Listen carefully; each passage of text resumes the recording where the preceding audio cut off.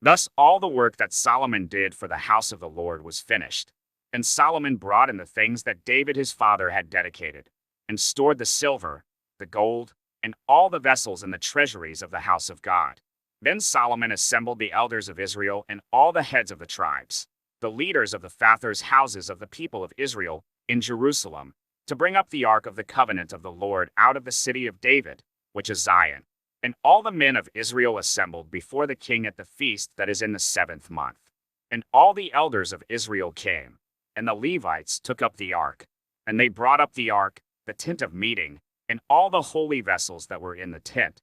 The Levitical priests brought them up. And King Solomon and all the congregation of Israel, who had assembled before him, were before the ark, sacrificing so many sheep and oxen that they could not be counted or numbered. Then the priests brought the ark of the covenant of the Lord to its place, in the inner sanctuary of the house, in the most holy place, underneath the wings of the cherubim. The cherubim spread out their wings over the place of the ark, so that the cherubim made a covering above the ark and its poles. And the poles were so long that the ends of the poles were seen from the holy place before the inner sanctuary, but they could not be seen from outside. And they are there to this day.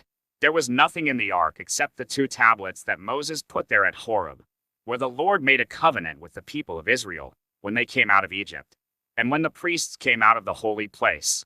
For all the priests who were present had consecrated themselves, without regard to their divisions, and all the Levitical singers, Asaph, Heman, and Jeduthun, their sons and kinsmen, arrayed in fine linen, with cymbals, harps, and lyres, stood east of the altar with 120 priests who were trumpeters. And it was the duty of the trumpeters and singers to make themselves heard in unison in praise and thanksgiving to the Lord.